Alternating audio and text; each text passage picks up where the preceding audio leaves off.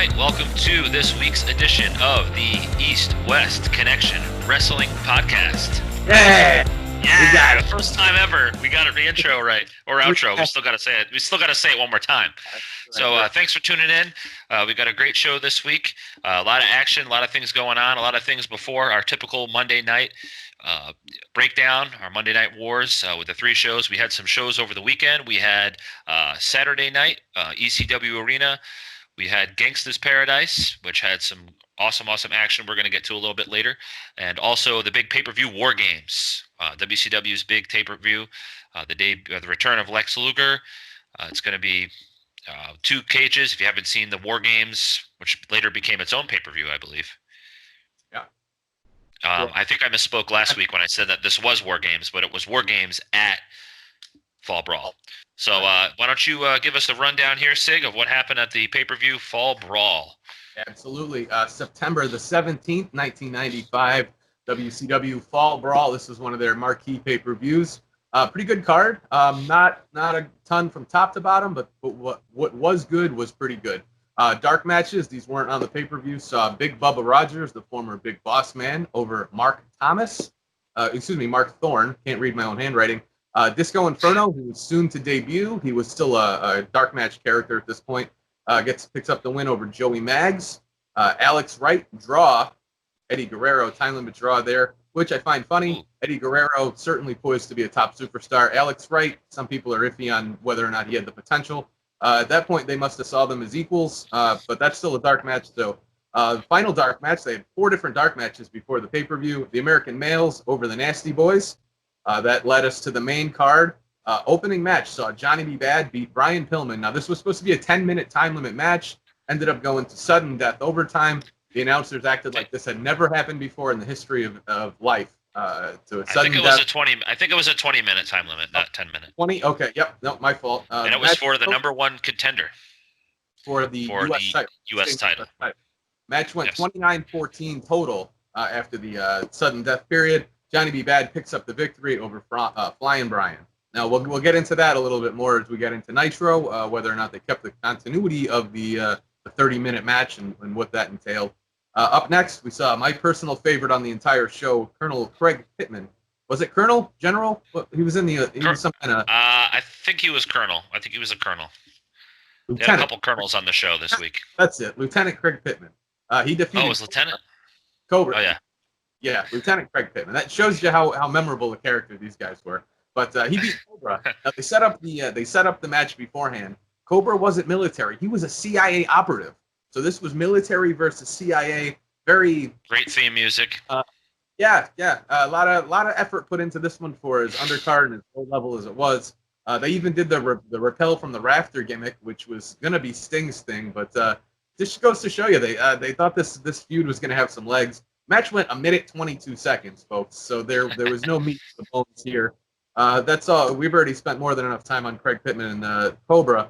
Moving on, DDP. This was before the Diamond Cutter really became this big thing. He was still kind of the casino Las Vegas guy. He picked up the TV title with a win over the Renegade. Of course, we remember Renegade as the ultimate surprise, the Ultimate Warrior ripoff. He was accompanied by Jimmy Hart, new TV champion, and DDP. Up next, we saw the Harlem Heat with Queen Sensational Sherry. Well, she wasn't Queen at this point, but Sensational Sherry. They pick up the win in a tag team title match. Sister Sherry. There you go. Thank you, my friend. Bunkhouse Buck and Dirty Dick Slater were the tag champs. They lost the belts to the Harlem Heat. We'll also see more storyline progression with the Heat on tomorrow night's Nitro. This moves us into the semi-main event, Ric Flair versus Arn Anderson. Good match. Arn picked up the win. It took Brian Pillman's help to defeat Ric Flair. This was the beginning of reforming the Four Horsemen. We're going to see Pillman come in with Arn, and they're going to rebuild that legendary stable. That brought us to the main event, the reason we were all here. Team Hogan, Savage, Luger, Sting, and the Hulkster. They defeat the Dungeon of Goons. Hogan gets his hands on Kevin Sullivan after all this time. What a storyline. Your thoughts, Gage? Well, where do we start? Should we start from the bottom? I'm just going to touch on some of the things that were kind of highlights of the pay-per-view, because there was definitely some lowlights of the pay-per-view. Overall, not terrible, but you said Johnny B. Bad and Brian Pillman. that was a solid match. I thought a lot of high spots.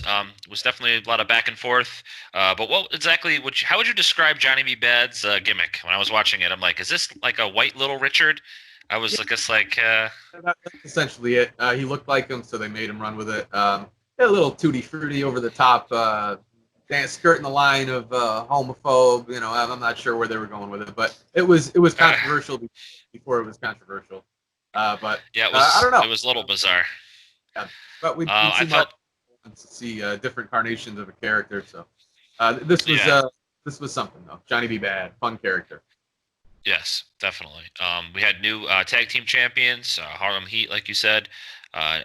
Dirty Dick Slater. Quick backstory: I actually worked in a facility at assisted living home, and Dirty Dick Slater was one of the residents. Pretty crazy. Had some crazy stories that could probably be a whole podcast in itself. But I did get to know the guy shortly before he passed away. And he definitely had some crazy stories. He said he still was in contact with Ric Flair, which was probably the only person that he still talked to. And I heard that Flair was kind of helping him out financially at times too. I don't know if that was true or not, but anyway, moving along, Arn versus Flair. I thought that was a classic match. Very technical, very old school, but very enjoyable. I thought I enjoyed the match. I don't know what they're going to do with the whole Brian Pillman thing. Like you said, I think they're going to reshape the Horsemen here. But we get to see Ric Flair. Babyface Ric Flair is a little bit different than what we're used to, but he definitely pulled it off very well. And it was kind of another layer to his character here at this point. Any thoughts on that? No, I agree. And the past couple of weeks, I'd actually been talking about how I wasn't really digging the Arn versus Flair feud and splitting up the Horsemen and whatnot. But, babyface Flair was starting to grow on me a little bit by this point as I was watching weeks and weeks go on. He would tweak the character just subtly. He was still the cocky and cool nature boy, but he would slap a hand here and there, and he'd listen to the ref instead of an eye poke. Just little things like that. Tweak the character. He was still the dirty nature boy, but, he had the crowd behind him, and he kind of appreciated that. So it was a good nuance, but we'll soon see. This is going to be a short-lived thing with the Horseman reformation. It's going to end up with a Sting turn and the Horsemen back together. Four Horsemen, not the Formage Horsemen. Excuse me. And then, of course, we had the big main event, the double cage Wargames. If you guys are not familiar with that, I know NXT brought it back recently. The match was interesting, although at the end, we've seen the Giant come out, which was pretty crazy. After Team Hogan had picked up the victory, we see the Giant, massive dude. He was real young at this point, probably early 20s, I would say. And somebody that's still performing now, kind of partially, part-time basis. Yeah, semi-retired. Semi-retired, yeah. So one of the few guys that we were gonna talk about a little bit later that are still out there and performing. So we got to see the Giant get his hands on Hogan. He choked the life out of Hogan with this big, massive mitts that he had, and yeah, that was the end of Wargames. That's how we ended it. Hogan seemed to be incapacitated. Yeah, right. He did a number on Hogan. So we're going to see those. Yeah. So we're just a few weeks removed. And when I was watching this, I was thinking we're just a few weeks removed from when he debuted. And it's not hot. If you guys haven't seen that, check out It's Not Hot Hulk Hogan. When he sticks his hand into I don't even know, water, I guess, and it wasn't hot, but it surprised them. Right. It surprised them that it wasn't hot. He was expecting hot water, no question about it. Yes. But no, check out that's a quick YouTube search. That would be worth your time. So go out of your way for that one. But no, the pay-per-view, that's what we had. And my one question, if I'm one-on-one with Kevin Sullivan, the Taskmaster here, why don't you have the Giant in the match? It's not like he made his debut. People knew of the Giant. They were I don't know. You think Brutus Beefcake is a better than the Giant? Come on now. I mean, I guess I get what they were setting up. For the big finale. I was actually surprised. I forgot that Sullivan wasn't in the match. I forgot that he wasn't even in the match. I thought he was going to come in, and I'm like, oh no, wait, they already have 4-on-4 in the ring. Team Hogan, Randy Savage, Lex Luger, and Sting versus Shark, Kamala, Zodiac, aka Beefcake, and who was the other guy? There's one more. Meng Haku. Oh, Meng. Okay, yeah, Meng, Right. who had the golden spike, his thumb. Right. So Right. Meng was probably I don't remember him in the previous weeks coming out in the ring though, did he? He had been with them, yeah, but it He still was already with them. Okay. I still didn't understand the thought process of having the goons in when the Giant was clearly your number one guy. But Oh no, yeah. it just I guess finishing up on the pay-per-view, I thought it was funny how the good guys were just so amped up in their group promos, all with the paint, the army paint Yeah. splatter, or I, getting themselves all warped up and worked up. Just kind of funny considering who they were facing. You didn't have to get so worked up. You guys had this one in the bag.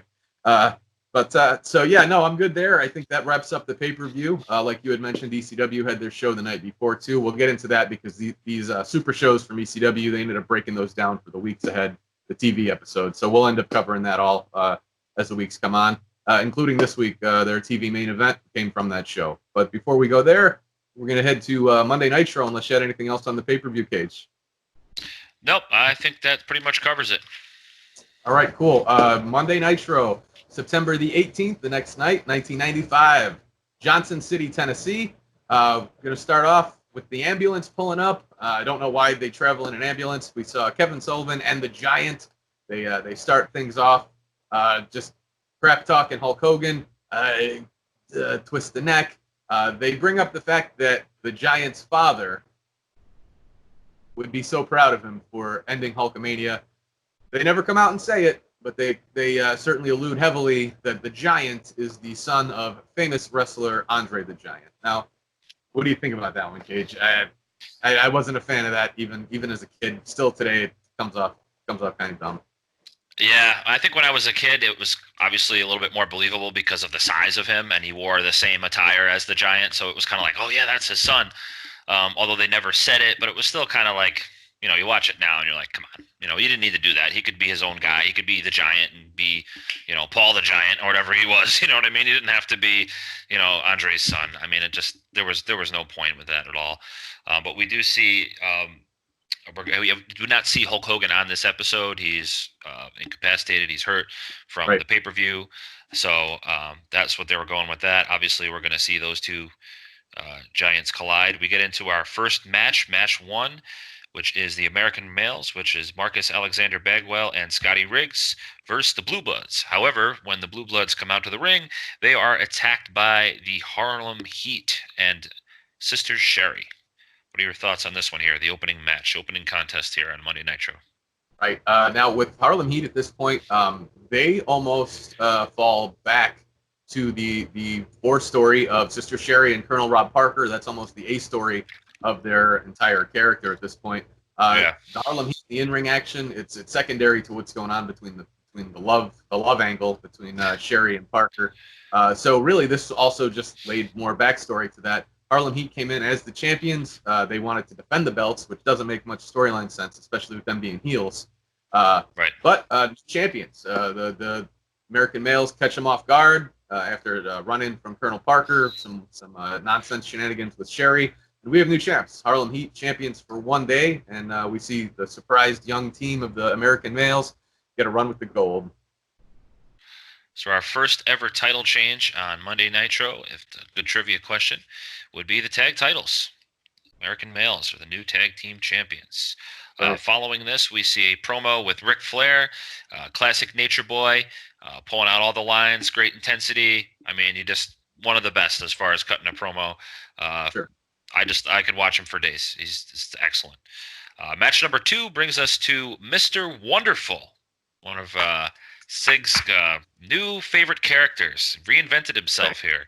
For sure. Versus Johnny B. Bad, fresh off of his almost 30-minute match, which made him the number 1 contender for Sting, although we saw this go a little bit differently.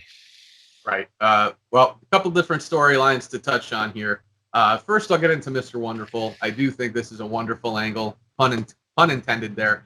They had set this up a little bit at the pay-per-view. I didn't get into it much there, but Mr. Wonderful has been down on his luck. You got to keep in mind, this is 1995. Paul Orndorff's a name that we remember from the 80s, the late 80s, 87, 88 with Hogan. So you're kind of past your expiration date at this point. You see the muscle tone starting to lose him. He's looking a little older, but they still have him, and they're going to get their money's worth out of him. So they do an angle where Dan Spivey not Dan Spivey, excuse me, Gary Spivey of the Psychic Network, I don't know where they pulled this stuff from, comes to him in the locker room and talks him up, gives him the big motivational talk, the speech, and he's going to reinvent himself. I am Mr. Wonderful. So sure enough, the next night he comes out with new music, a brand new entrance robe, and a brand new lease on life.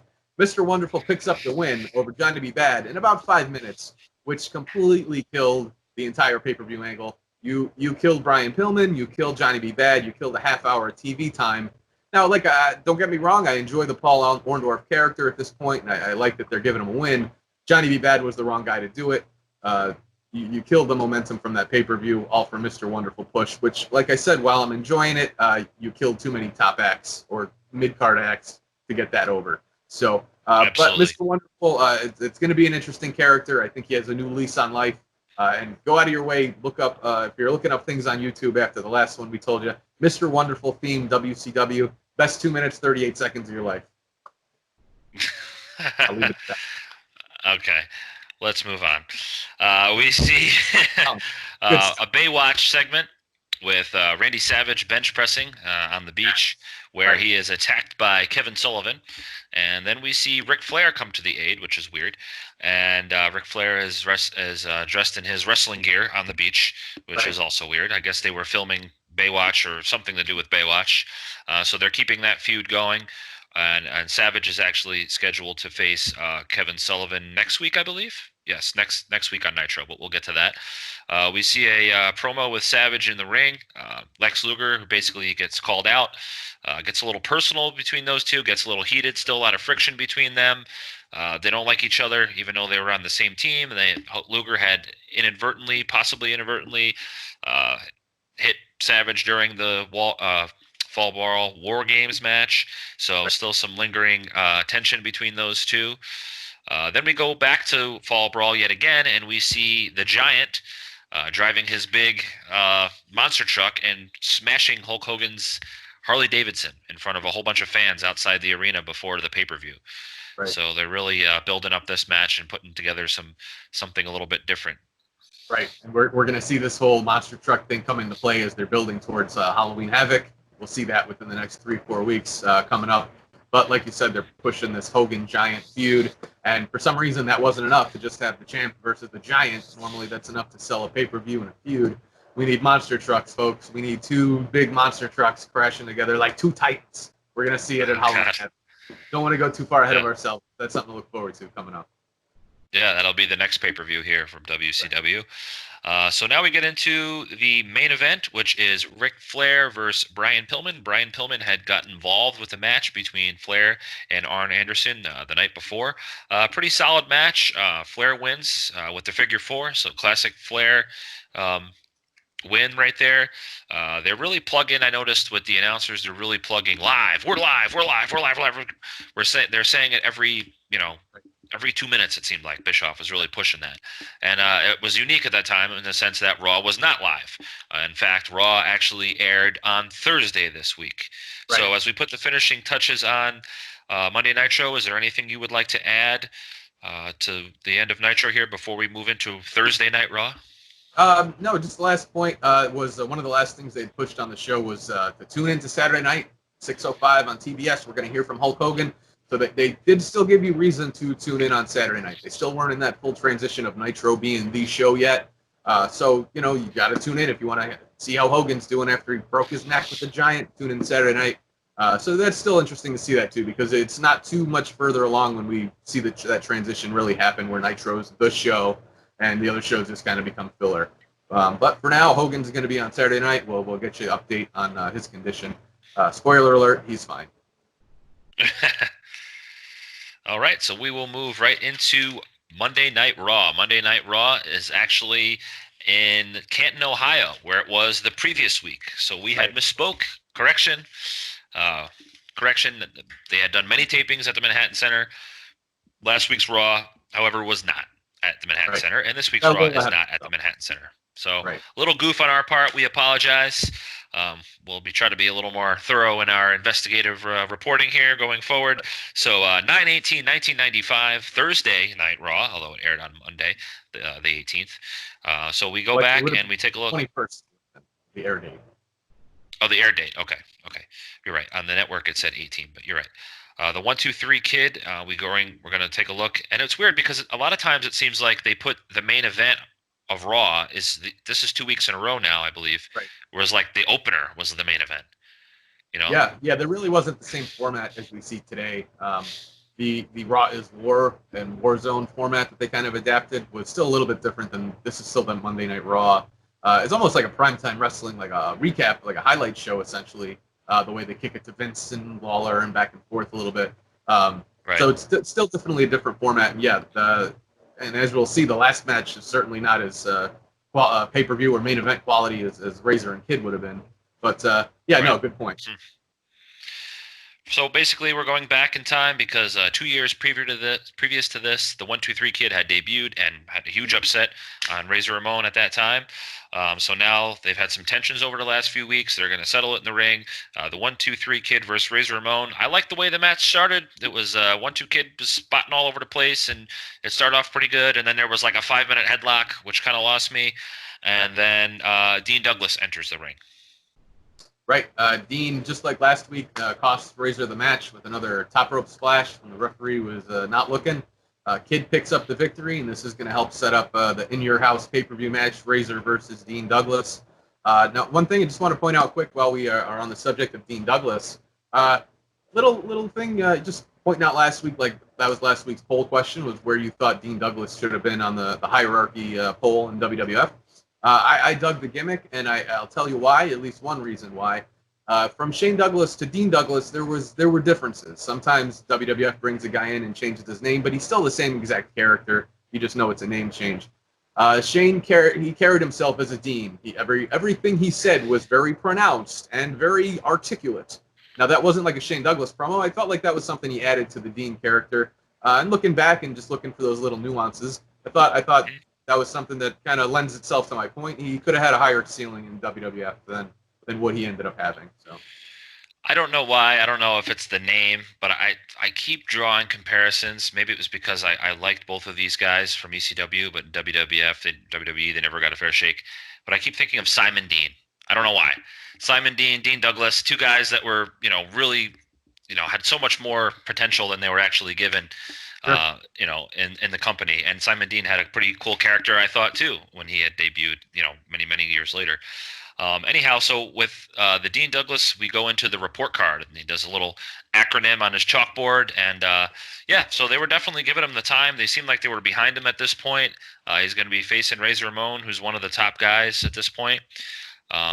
So following this report card segment, which was setting up their match at In Your House between Dean Douglas and Razor Ramon, we have a tag match with Kama and Tatanka, who's managed by Ted DiBiase at this point, versus Savio Vega and Sparkplug Bob Holly. Right. This was a tag match.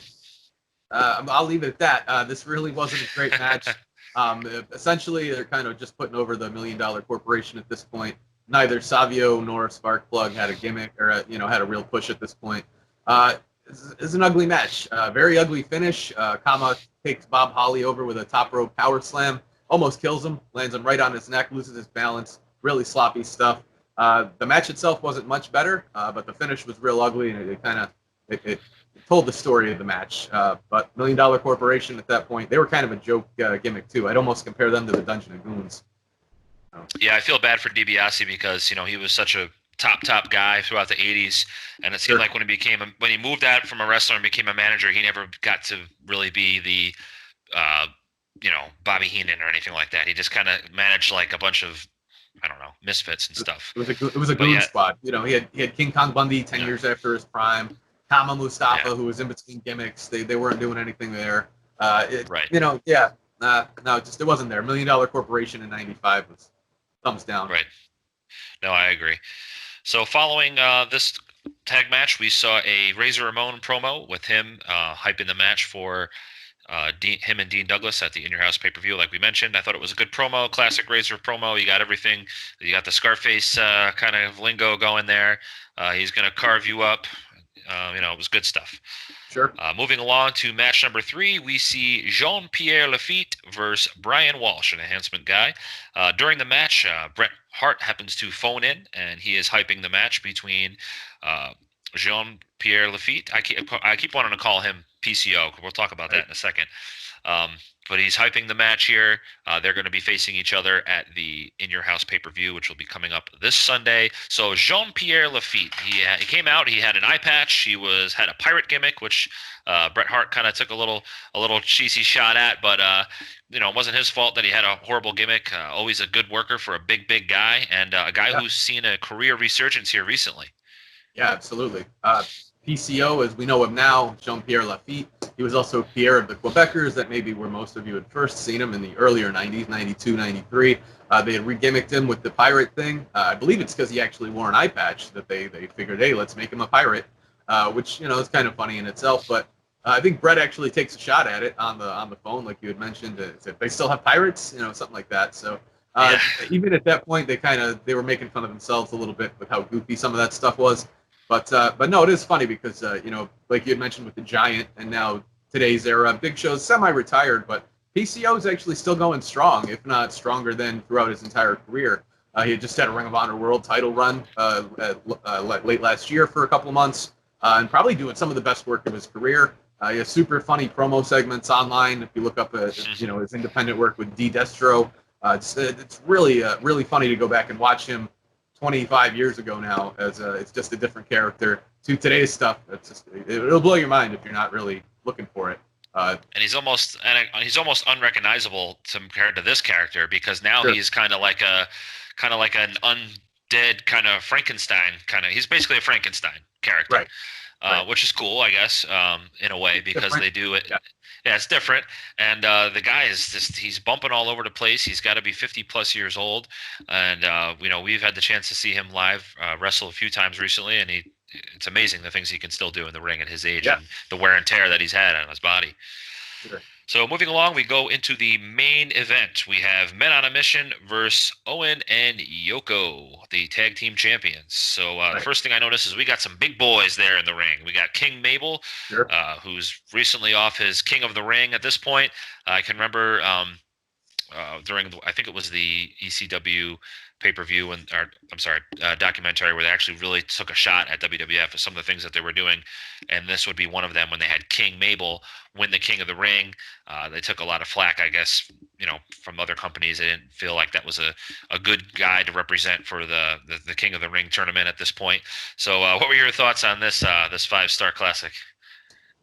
Well, just first to go back to the King of the Ring and, briefly what you said there. I remember King Mabel came completely out of nowhere because in the years prior, we had Bret Hart in 93, we had Owen Hart in 94, so you kind of got the idea that maybe the King of the Ring was like the new Intercontinental titles, like the new Workers' Reward, something like that. And then 95 comes along, Mabel. It was the whole card was warped. There wasn't really a good option, but no, King Mabel, it wasn't entertaining. They went with Diesel versus Mabel at SummerSlam that month after. It was not a good fit. They definitely forced that one. So, but the match itself, they kind of teased to Mabel versus Yoko. They kind of made you wait a little bit for that. But Owen worked his tail off as usual. Mo was there. He did he didn't do bad, but easily the weak link of the entire match. They finally had the big Titan showdown. I guess that was entertaining. They kind of lost me in this match too. Wasn't a great match. It was heel. Which I wasn't. Right. The idea behind that. Well, the idea was that new President Gorilla Monsoon was doing this for the fans. He knew Mabel versus Yoko was going to be a big deal. And whatever. They if you're going to do it for the fans. They at least had a storyline reason for it, but didn't really make too much sense. Match itself, stinker. But it set did its purpose. It sets up the big the Triple Crown or the Triple Threat, Triple Crown, whatever they were calling a match. All titles on the line at the pay-per-view. Owen and Yoko versus Shawn and Diesel. Tag titles versus Intercontinental and Heavyweight title. That's coming up this Sunday. So following this, we see two dudes with attitudes. Another promo. They're hyping their match between Owen and Yoko, like we had just mentioned. They'll be facing off at the pay-per-view. So putting the finishing touches on this week's edition of Monday Night Raw, we see that next week we're going to see The Undertaker in action, which we have not seen yet so far, versus the British Bulldog. So we have something to look forward to there. And I didn't see any pre-recorded clips of that for the following week, so they didn't do that this week. Right. Like last week we had mentioned how they set up the Kid versus Razor match with clips of the actual match. So they're not live. This week they might be next week. So we'll see what happens there. But one last quick note before we turn off Raw for the week. Very funny to notice the clipped fans and the hush crowd noises. Yeah, canned as they call it in the business. But it's super easy to see that they're behind a green screen. Fans a lot of and the crowd is not moving. Yeah, that's not natural crowd noise. It looked super corny and canned, especially when you flip the channel. Or not this week, but when the alternative is live Monday Nitro, crowd going crazy. Right. Bischoff, and even I give him credit. His hype was hot during these initial Nitros. So to me, I give Nitro a win again this week. The ratings didn't show it. Raw came in with a 2.5 and Nitro with a 1.9. So Nitro was slipping off. This was their third week, and they've gone down every week for now. It's going to be funny. Do they see the ratings as a panic? Are they going to hotshot something next week? Well, that'll be interesting to see. But from a show standpoint, I thought Nitro beat Raw this week. I did as well, and I think they actually got a 2.7. But either way, they were winning the ratings at this point. WWF, for me watching it, and there's a lot of guys on their roster that I was huge fans of and still are today. Bret Hart, The Undertaker, Razor Ramon, all those guys. But this is a low point for me as far as watching it. And there's some good stuff definitely that's out there, but they have I keep talking about every week, they have a long way to catch up to WCW as far as star power, production-wise, and just overall booking. It's pretty weak. I mean, then you talked about the tag match that the commissioner was going to put fans to, give the fans what they wanted. Well, why would the fans want two heel teams facing each other? Wouldn't you want to put two babyface teams together? Like it didn't, the match didn't flow. The crowd wasn't into it, although you could hear the can crowd going crazy. And it was something they continued to do later on with SmackDown, and I always hated it because for me it was something I could watch 30 seconds of it and I could just hear that it wasn't real. And you see the fans sitting on their hands, go look, doing this, and it's like what? It's so cheesy, so cheesy. Now it may be a little more obvious for you and I. I mean, we went to school for this stuff, so it might be a little easier to pick up on. If you're not in the business, if you don't know radio and TV, chime in, email us. Is it easy to tell when you got a canned crowd noise or a green screen shot? For us, we pick that stuff out real quick, and I think most people do. But just throw us an email. Let us know if you can pick it out as soon as we can. That kind of thing. I think that'd be funny. Interesting to see if it's as noticeable as it is for us anyway. Definitely. Real quick before we move on to ECW, that's going to be our last talking point for the day or for this week. Just want to talk about, like you're talking about, WWF has a long ways to go to catch up. It's only going to get worse. We have just a few months to go before Razor and Diesel are gone. And looking at the way they book their program right now, Razor, Diesel, and Shawn Michaels and Brett, essentially, those are the top guys right now, and Taker, essentially. But you lose Razor and Diesel, you're picking out half your main event talent. They don't have a great, strong mid card that they're gonna have to build some stars quick soon, and we're gonna see them kind of hit panic mode in the next couple of months. So it's an interesting time. I'm enjoying this program and going back and having to watch through, and I think it's an interesting call. So.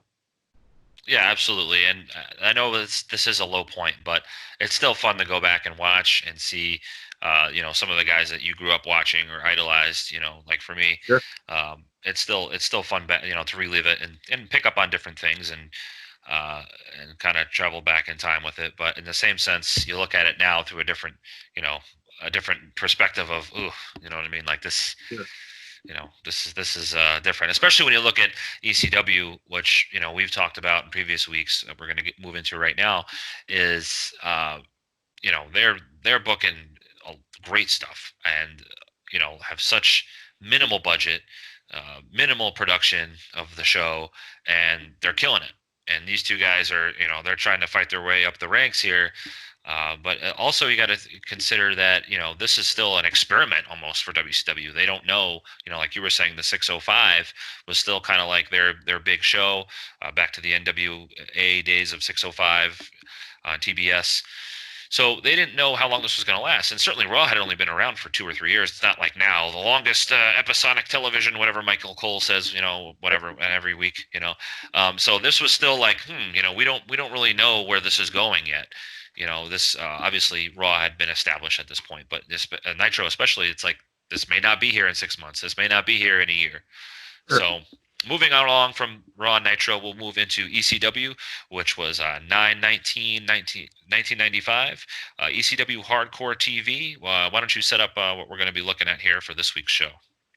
Sure. This week's show, like I mentioned a little bit earlier, it's going to focus mainly on the Pitbulls versus Raven and Stevie. The Pitbulls tag team career versus the tag titles. You can tell this was the big blow off to the feud. They've been setting this up for a little while. Before we get there, we have some classic ECW promos and videos. This was their strong point. They really knew how to make their characters strong. You find the strong points and you hide the weak points. Paul Heyman was a master at that, and it showed with some of this work. This week we had the classic Kane Dewey promo, opened up with Cactus Jack, talking about everything from Tommy Dreamer to Terry Funk to his son Dewey to the extreme ECW fans, and how they essentially turned him from a guy who embraced the hardcore style to somebody who didn't want any part of it.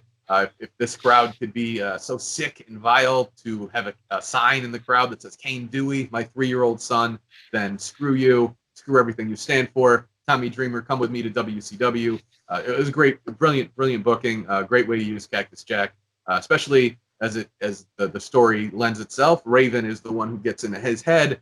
So really, it's a beautiful intermingling of the Raven and Tommy storyline with the range genius of Mick Foley, Cactus Jack. Oh, absolutely. And to me, this is one of the best promos ever. And we have seen 3 weeks in a row where Cactus Jack has laid out a great promo. So we want to know from you guys, who is the best? Who cut the best promo? Who is it? Is it Ric Flair? Is it Chris Jericho? Is it Hulk Hogan, Ultimate Warrior? Cactus Jack? Let us know what you guys are. That's going to be our question for this week. The Rock. We got a lot of good guys. Austin. You can go on and on. But for me, Cactus Jack, and a lot of people I don't think give him enough credit because they are maybe more familiar with his stuff in WWF, which is still great. The Mankind stuff was still great. Dude love, all kinds of different versions of Cactus Jack. But the epitome of a great Cactus Jack promo was right here in this episode and was in ECW. It was just like you alluded to in previous weeks, the justified genius, I think you said, right? Or the justified psycho. And it's you see it right here again. And it's sad in a way that we're going to see this probably in just a few weeks be the end of Cactus Jack in ECW. Right. No, it's true. And, one last point on the promo style in ECW is that if you were a guy who needed a couple of minutes to tell your story, you had it. Most Cactus Jack promos went 7, 10, 12 minutes. That's kind of unheard of back then and now today. You get 3 minutes, you got to read your script word for word, move on. That's it. Foley had the style and the character to command that kind of a longer promo, and he made the most of it. You were hanging on his every word by halfway through, and by the end, you were watching, waiting for that next word. You're hanging on his every word. So, I'll finish off with that. But Cactus Jack, Mick Foley, great promos, and like you said, this is a string of them, just 3 weeks in a row, and even now, 25 years later, they're all classics. So this is a good time to watch ECW and check out some of this promo work. Promo like that to the Tommy Dreamer promo, which was forced and just awful. At this point, I don't think Tommy had really found his voice or his, he was never a great promo guy anyway. But this was very suspect, and and it was too bad, and it only made it look worse in a sense. And I know you feel the same way, is because they followed Cactus's great promo with this. This was yeah, no, awful. The idea behind it was good. You were kind of getting the inside of Tommy Dreamer, what it takes to make him tick, this and that. But he was too emotional, too sobby, too it's fake crying at the end. It's not Tommy Dreamer, not ECW. This stood out like a sore thumb. I didn't care for it. Do want to back up real quick. Before this promo, we heard about the injury of Big Dick Dudley. I just wanted to point out real quick how funny this was. the way they handled this injury, they show a picture of a big, huge Mack truck, 18-wheeler, just a totaled Mack truck, just completely decimated. Then they show Big Dick Dudley. He's got crutches and he's got a little scratch on his knee. You should have seen the other guy. I just thought there's a way to put over how monstrous Big Dick is that he totaled. Which he was. Yeah, oh yeah, absolutely. So just a funny side note there for ECW and how they got over their injury angles. But yeah, the Dudley Boys, they did some great stuff with the Dudley Boys. And like we talked about before, it wasn't just Bubba Ray and Devon at this point, who we haven't even seen yet on Hardcore TV. I mean, this rendition here of the Dudleys was pretty entertaining with Dudley. You had dances with Dudley, who spoke Spanish during the promo. Right. I think he was but we also, American, but he spoke Spanish, and he was just all over. Yeah. He was all over the place. It was good stuff. It was funny. I like Dudley too. I thought he cut a good promo, and he was good in the ring too. Actually, I want to do some research and see what happened to him, and why he never went any further in the business. But I liked his look, and for a Dudley, they're all obviously somewhat similar, but had that long hair, good physique, and he was decent. Big guy, yeah. I like what they did with the Dudleys. They were a big part of the ECW act at this point, as we'd see later on during the main event. Before the main event, however, we did see a highlight video, a montage package video of the Raven, Tommy, Cactus feud. The storyline there, they kind of showed you the storyline patterns of how things happened. Cactus Jack started, of course, the protege of Tommy Dreamer, the babyface good guys. Raven starts to get into Cactus's head a little bit. Cactus with the heel turn, just real good stuff, and the video laid it out for you if you were new to the program. So this week's main event here on ECW Hardcore TV featured the double dog collar match between the Pitbulls and Raven and Stevie Richards. So setting up this match, the tag titles were on the line, of course, and also the Pitbulls tag team was on the line. They had said if they had lost this match, they were going to disband, they were going to break up, and no more Pitbulls, which would have been probably the most over tag team at this point in ECW. So great match, a lot of stuff going on. Why don't you fill in the listeners here of what exactly went down this? For sure. This match at first scheduled just for one fall contest. Right early on, they had Beulah make it a 2 out of 3 falls, made the challenge and accepted. Raven picked up the quick first fall, which I thought was kind of a funny storyline twist. Had he not opted to make it a 2 out of 3 falls match, the heels would have got out quick. But now you're stuck with the Pitbulls for 2 more falls, locked in with the chains. Very violent match. We saw some tables, some chain work, some blood, a lot of blood. Actually notable, Stevie Richards didn't even start the match. Raven came out and they put over how scared Stevie was after having to fight the Pitbulls. Yeah. After a couple minutes, Pitbull 1, 2, I'm not sure, one of them goes out and brings him back from the back. Stevie's already busted open as soon as we see him on TV. The other cool little note, yeah, he's just complete gusher. But no, like you said, really good match. A little bit of storyline interwoven in. We saw the Dudleys come in on behalf of Raven. We saw the 911 come in. There's a big mismatch of everybody, big schmaz finish as they call it. But we have new tag team champions in the Pitbulls. Fun match. Kind of overbooked, but since it was like the main feud at the time, I'll give it a pass. I think it was good. Oh yeah, it was definitely good. I think the crowd was really hot, really into the Pitbulls. Like I said, they were the most over team that they had at this point. I love the dynamic between Stevie Richards and Raven. The fact that he was, afraid to get in the ring, and we had seen this in previous matches. Right. And so he's kind of, he almost takes him and throws him to the Wolves and throws him to the Pitbulls because he's too scared to get in there in the previous match. And now in this match, he's in the back and then he comes out and he's already busted open. They just did a great job with this match. I thought it was good. I mean, it was your classic, hardcore match, but there was also, some storytelling to be told here. Right. It's one thing when they go out and they just the tables and the chairs, but there's no story behind it. For nothing. Yeah. It's just Philly. It's hardcore. That's what gets over. But no, like you said, this had story to it, weeks and weeks of build up. There was the 911 Bill Alfonso thing. There was the Raven Tommy thing. There was the Pitbulls versus Raven and Stevie. It was a really, you had all your top acts except the Sandman, essentially. But no, good storyline progression here, and it would lead into the next few weeks of TV. We'll see a couple more matches come up in the next few weeks. But Pitbulls, new tag champs for ECW, and we're coming up on the end few weeks of September of '95. So kind of getting into the swing of things a little bit here.